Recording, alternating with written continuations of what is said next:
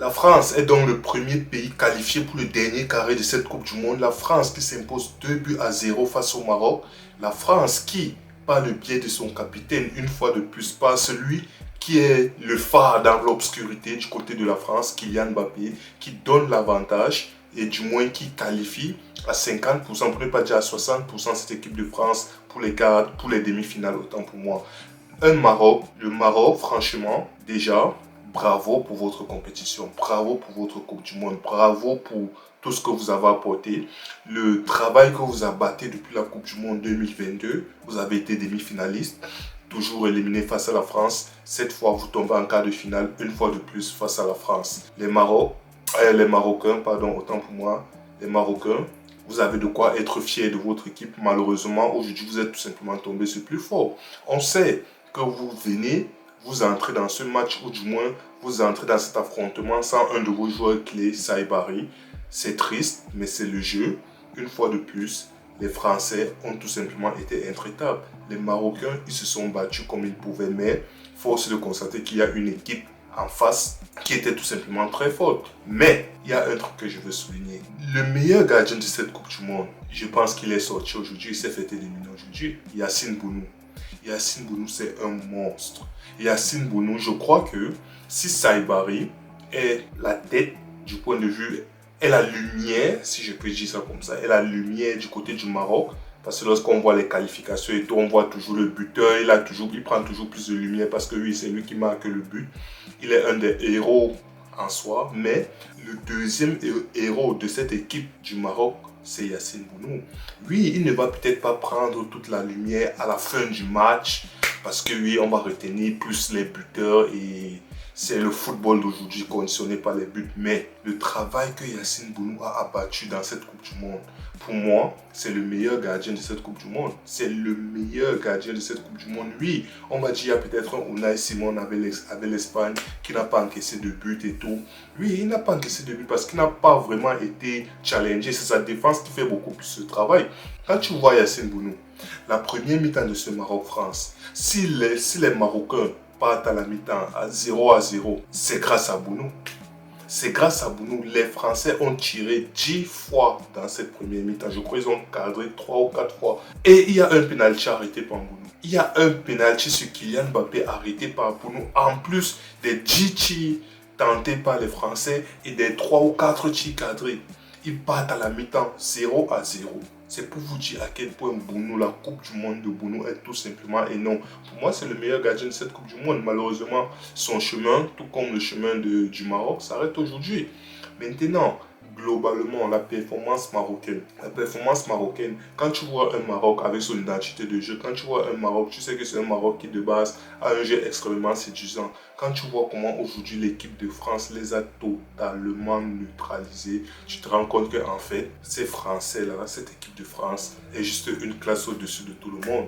Quand tu vois, on le savait déjà, quand tu vois les individualités françaises, on le savait déjà, mais quand tu vois comment des équipes comme le Maroc, des équipes qui savent se battre dans l'adversité, des équipes qui savent proposer un jeu cohérent, des équipes qui savent vraiment, rendre les coups, aujourd'hui ils ont été totalement neutralisés. La première frappe cadrée du Maroc est venue à la 82e minute, quand le score était déjà 2 buts à 0. Et je crois que c'est la première et la seule frappe cadrée du Maroc aujourd'hui. Ça vient sur une combinaison Hakimi, Ounahi, si je ne me trompe pas, Chido Ounahi. Cadré sur Ménian. C'est la seule frappe cadrée côté marocain aujourd'hui. Les Marocains n'ont tiré que 5 fois. On va compter peut-être les corners et peut-être les frappes en l'air et comme ça. 5 ou 6 fois max pour une seule frappe cadrée. C'est énorme. En fait, les Français sont tout simplement trop forts. Les Marocains aujourd'hui sont tombés sur un os. Maintenant, les Français, quand tu vois, comme j'ai dit, la première mi-temps, cette première mi-temps-là, si le score est 0-0, c'est parce qu'en face, il y a un Bounou exceptionnel. Qu'est-ce qu'ils n'ont pas fait? Kylian a tenté. Il a tenté que ce soit sur les tirs à distance, que ce soit sur le penalty. Il a chuté sur Bounou, autant pour moi. Ousmane a tenté. Il a chuté sur Bounou. Olysée je sais pas moi, tout le monde a tenté, ils ont chuté sur Bounou. Il y avait tout simplement une muraille infranchissable en première mi-temps. Maintenant, la deuxième mi-temps, ça a continué sur les mêmes bases que la première mi-temps, sauf que il y a eu cette 60e minute, je crois 60e ou 61e minute, un truc comme ça, où il y a cette frappe soudaine de Mbappé, frappe enroulée, malheureusement. Bounou est trop court, il ne peut pas aller. La frappe est extrêmement bien placée. C'est pour dire que pour battre Bounou aujourd'hui, il fallait une frappe exceptionnelle. Et Kylian qui a mis cette frappe exceptionnelle là. Comme quoi, c'est son équipe, comme quoi, c'est le phare, comme j'ai dit, c'est le phare dans l'obscurité. C'est le phare français dans l'obscurité totale. Tu sais que quand tu es perdu là, quand tu es perdu dans la mer, tu es perdu, tu t'orientes grâce au phare. Et le phare aujourd'hui c'était Kylian Mbappé. C'est lui qui met son équipe sur les rails. Kylian Mbappé, il te met dans ce but. Frappe soudaine, côté opposé. Bruno se détend comme il peut, malheureusement. Il ne peut rien. La muraille est tombée. La muraille est tombée. Et dès ce but de Kylian Mbappé là, on a senti qu'il y avait une petite fébrilité de la part de Bounou qui a commencé à s'installer parce qu'il y a eu le doute. Quand tu vois, tu fais un énorme match comme ça, après tu te prends ce genre de but. Le but est magnifique, la frappe est magnifique, tu te prends ce genre de but, ça met un coup au moral. Du coup, les Français avaient le momentum. Ousmane a profité de ce momentum. Je crois même pas 5 minutes après le but de Kylian, Ousmane vient mettre ce but. Ousmane y met ce but, la main. Bounou se détend comme il peut au maximum parce qu'il est caché une fois de plus, mais il se détend à fond. Mais la frappe aussi est tellement soudaine que le temps de réaction de Bounou, malgré le fait qu'il touche cette balle, il ne peut pas la dévier de telle sorte qu'elle sorte. Du coup, il encaisse ce deuxième but. Et à partir de là, à partir du deuxième but, but de Kylian, but de Bounou, but d'Ousmane Dembélé, à partir de là, les Français sont tout simplement entrés en gestion. Parce qu'on va dire, oui, comme j'ai dit, ils ont marqué. Après quoi, il restait quoi? Eux, ils n'étaient pas franchement, ils n'étaient pas pressés de mettre le troisième but. Deux buts, c'était déjà ça. Ça les suffisait largement, mais malgré ça, ils ont eu des occasions. Ils ont eu des occasions par Barcola, autant pour moi. Ils ont eu des occasions par Barcola qui était là, Bounou une fois de plus. Ils ont eu des occasions par Mateta qui était là, Bounou une fois de plus. Dembélé a essayé, Olise a essayé, Bounou, malgré le fait qu'il a encaissé les deux buts, s'est remis sur les rails. Il a fait le taf en fait. Il a fait le taf. Maintenant, Kylian, aujourd'hui, Kylian, il est sorti, je crois, à la 82e minute, remplacé par Mateta. Il est sorti sur blessure, mais on a vu sur le banc de touche qu'il avait les glaçons au niveau des chevilles. Donc, si ce ne sont que les chevilles, ça va.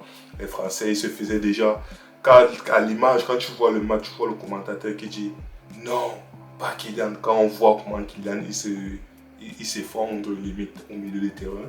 Mais le cœur des Français a lâché pendant une seconde. Maintenant, comme ils ont vu que bon, il y a les glaces au niveau de la cheville, ils ont dit ok, ce n'est que la cheville, ça va. Il s'est pris un tampon par sa job, mais bon, dans l'ensemble, ça va aller. Mais sinon, les Français, il y a eu la rentrée de Zaïre Emery. Zaïre Emery qui joue ses premiers mi-temps dans cette Coupe du Monde. La rentrée de Barcola était très bonne. Zaïre Emery qui a montré vraiment de l'envie que il mérite un peu plus de temps de jeu, mais aujourd'hui Rabiot était monstrueux. Rabiot a commencé la première mi-temps de Rabiot était timide, sa deuxième mi-temps était tout simplement monstrueuse. Koné aussi était monstrueux. Koné, que ce soit les récupérations, que ce soit les projections, que ce soit dès qu'il reçoit la balle, première intention c'est de se mettre dans le sens du jeu. Koné était magnifique. Upamecano, Saliba solide, même comme Upamecano de temps en temps, il y a quelques interventions un peu suspectes, mais dans l'ensemble solide. Cette équipe de France, globalement, Olise, première mi-temps, il était un peu en dessous. Après, deuxième mi-temps, il a commencé à prendre la mesure de la situation. Il a commencé à se faire voir un peu plus les passes, les éliminations. Il déclenchait les actions à partir de rien. Donc, dans l'ensemble, ces équipes de France, ils ont totalement dominé aujourd'hui. Ils ont dominé. Ils s'avancent pour ces demi-finales, je crois. Ils vont affronter le vainqueur Espagne-Belgique. Mais sinon, les Marocains, ils ont fait une compétition énorme. Ils ont fait une Coupe du Monde énorme, malheureusement pour eux. Je crois que cette blessure de Saïbari a vraiment été un coup de massue sur leur tête. Mais malgré ça, force aux Marocains qui ont été donc jusqu'aujourd'hui la dernière équipe africaine en liste. Les Marocains qui, comme je l'ai dit, depuis la Coupe du Monde 2022, ils montrent une fois de plus qu'ils sont limite la meilleure équipe africaine en Coupe du Monde. Jusqu'à preuve du contraire, c'est eux, il n'y a rien à dire. Malheureusement, ils sont tombés aujourd'hui. Il n'y a plus d'équipe africaine dans cette compétition. C'est dommage. Mais les Français étaient tout simplement trop forts. À un moment donné, il faut appeler un chat un chat. Donc, la marche était un peu trop haute aujourd'hui. Mais ça promet pour l'avenir, mine de rien. Bref, je m'arrête là et voilà.